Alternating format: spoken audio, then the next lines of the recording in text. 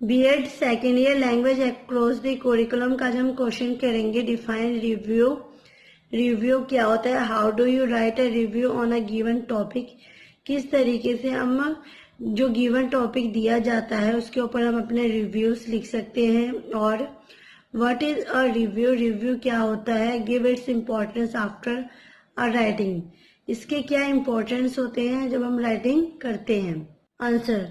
our review may be a self-contained unit and in itself or a preference to and rational for engaging in primary research। Review क्या होता है, एक तरीके का हमारे जैसे हम कुछ सोचते हैं, जैसे हमें को वो एक टॉपिक दे दिया जाता है, उसे पढ़ने के बाद हमें खुद की भाषा में उस चीज के बारे में लिखना, कि मतलब उससे हम क्या पढ़ के समझे, उसे अपने शब्दों में लिखना, उसे ही रिव्यू कहा जाता है। जैसे सेल्फ कंटेन यूनिट, जिसे कि हमने कुछ भी पढ़ा उसके बाद उसे पढ़ने के बाद जो हम खुद से लिखेंगे उसी चीज को हम रिव्यू कहेंगे। इसमें क्या होता है, सबसे पहले जो हमारी क्या होता है, जब हम उसे पढ़ लेते हैं उसके ऊपर जो भी हमारा लगता है कि हाँ इसमें ये लिखना चाहिए, अपने तरीके से अपने हिसाब से जो चीज सही लगती है वो हम इसमें लिख के अपने सुझाव देते हैं। Our review is a required part of guaranteed research proportional and often a chapter in this and dissertations। इसमें क्या होता है, जो रिव्यू होता है वो रिक्वायर करता है कि एक जैसे हमारा कोई पार्ट हो गया जिसमें हमें जरूरत होती है कि हम इससे पहले पढ़ेंगे, उसके बाद उसमें रिसर्च करके अपने तरीके से अपने ऑन वर्ड्स में लिखना कि हम इसमें क्या लिखते हैं, क्या उसे समझें, वही हमारा रिव्यू में आता है। रिव्यू ऑफ लिटरेचर में vary from discipline to discipline and vary assignment to assignment. जो रिव्यू को पढ़ना, जो रिव्यू का जो लिटरेचर होता है इस तरीके से होता है जो कि डिसिप्लिन टू डिसिप्लिन होता है या फिर असाइनमेंट टू असाइनमेंट होता है। Generally the purpose of a review is to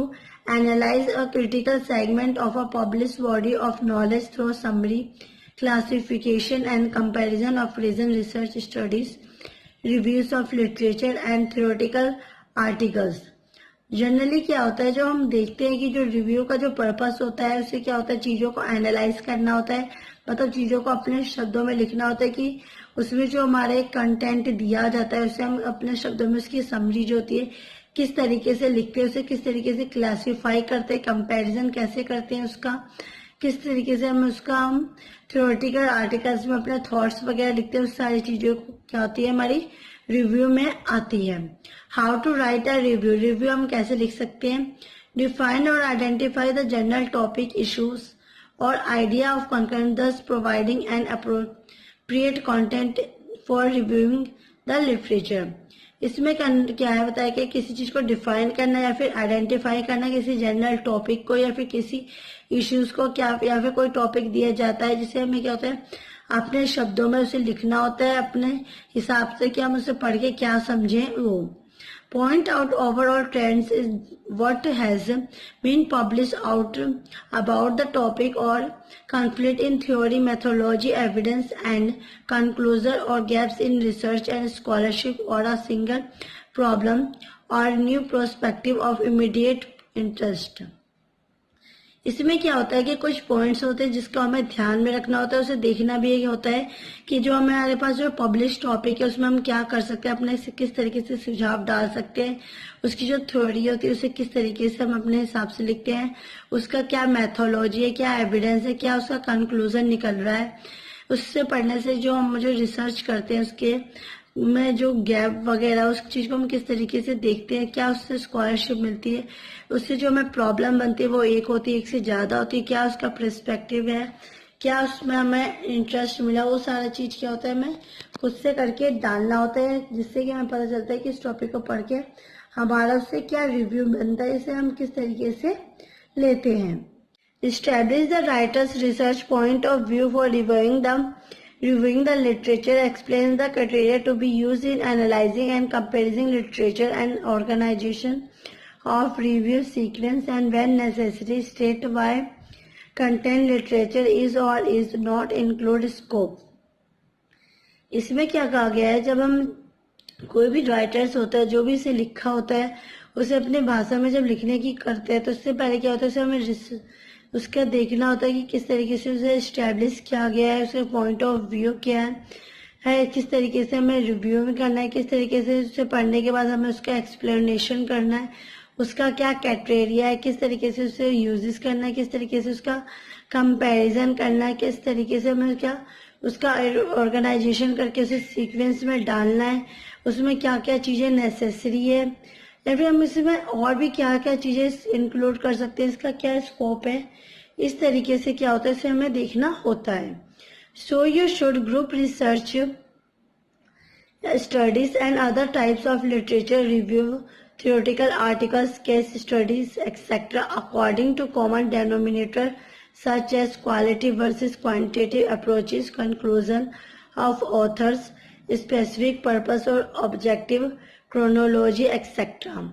इसमें क्या होता है, उसके बाद जब हम इसे देखते हैं तो इसे क्या होता है, एक तरीके से हम ग्रुप में रिसर्च करने की कोशिश करते हैं कि किस इंसान के क्या क्या थॉट्स है, क्या क्या इसकी थिंकिंग है,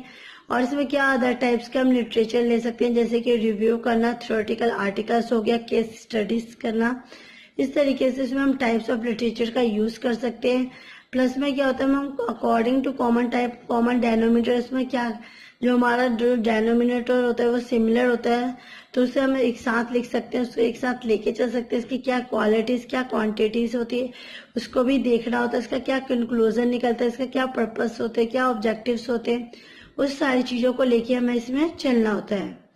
समराइज इंक्लूड स्टडीज और articles with as much as little details as each merits according to its comparative importance in the literature, remembering that space length denotes significance. इसमें क्या होता है, इसके बाद हम इसे कहते हैं समराइज करते हैं और देखते हैं कि जो इंडिविजुअल होता है वो किस तरीके से इसको लेके इसे स्टडीज करता है, किस तरीके से इसे पढ़ता है, इसके क्या आर्टिकल्स होते हैं, किस तरीके से हम इसको मतलब शॉर्ट में इसको अपनी भाषा में डिटेल में लिखने की कोशिश करते हैं। इसका किस तरीके से हम क्या होता है कंपेरेटिव, जैसे कि एक दूसरे से कंपेयर करके इसका जो इम्पोर्टेंस होता है वो निकालने की कोशिश करते हैं। और रिमेम्बरिंग, याद भी रखते हैं कि इसका क्या लेंथ रखना है, किस तरीके से इसे डिनोट करना है, क्या इसका सिग्निफिकेंस है। इस सारी चीजों को जब हम रिव्यू करते हैं तो उसे लिखते वक्त हमें ये सारी चीजें बातों को ध्यान में रखना होता है। Provide the reader with strong umbrella sentence at beginnings of paragraphs, signs for throughout and brief of so devout summary sentence at intermediate point in the view to aid in understanding, comparison and analysis.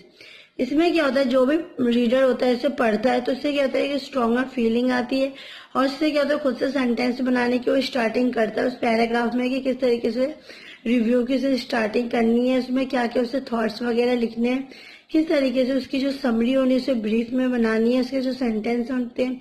उसे किस तरीके से लेने, किस तरीके से उसे intermediate करने हैं पॉइंट्स को अपने रिव्यू में, और किस जिससे कि जो पढ़ेंगे तो उसे खुद से समझ में आ सके, उसका जो कंपैरिजन हो हम खुद से लगा सके कि उसमें क्या लिखा था, उसे हमने अपनी भाषा में किस तरीके से लिखा है, और फिर उसे हम इसे एनालाइज कर सकें। When you write conclusion of a review, you should summarize major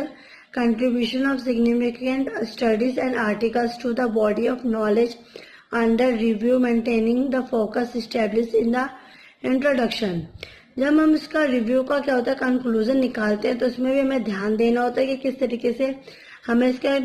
conclusion निकालना है जिससे कि कोई मिस्टेक ना हो, इसके क्या होता है, और हमें समराइज के ऊपर भी ध्यान देना है किस तरीके से समराइज करना है जिससे उसका अच्छे से कंट्रीब्यूशन हो सके, जो भी पार्ट्स उसमें सिग्निफिकेंस और स्टडी मटेरियल में वो सारा चीज हमें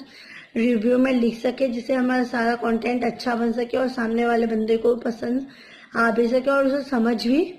सके। प्लस में क्या होता है, इसको जो हम उसमें जो आर्टिकल्स जो बॉडी होता है जो उसमें हम कंटेंट लिखते हैं वो इस तरीके से होने चाहिए जिससे कि उस रिव्यू को पढ़ते ही बच्चों को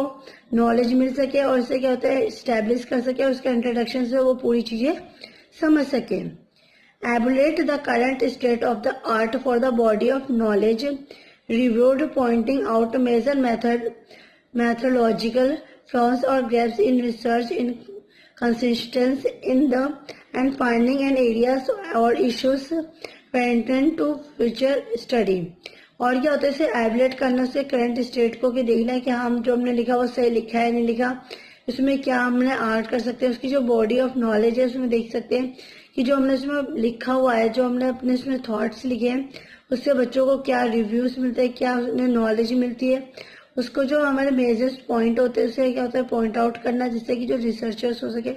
इजी रिसर्च कर सके, उसे समझ सके, उसके बीच में जो भी कोई डिफिकल्टीज या कुछ फाइंड करना हो अच्छे से फाइंड कर सके, जो भी इनका एरिया से या फिर कोई इश्यूज मिलता है फ्यूचर स्टडी में तो वो भी इससे सॉल्व हो सके। ये थे हमारे रिव्यूज, इसके इम्पोर्टेंस। आई होप आपको आज का टॉपिक समझ आया होगा। प्लीज मेरे वीडियो को लाइक, कमेंट एंड सब्सक्राइब कीजिए। Thanks for watching.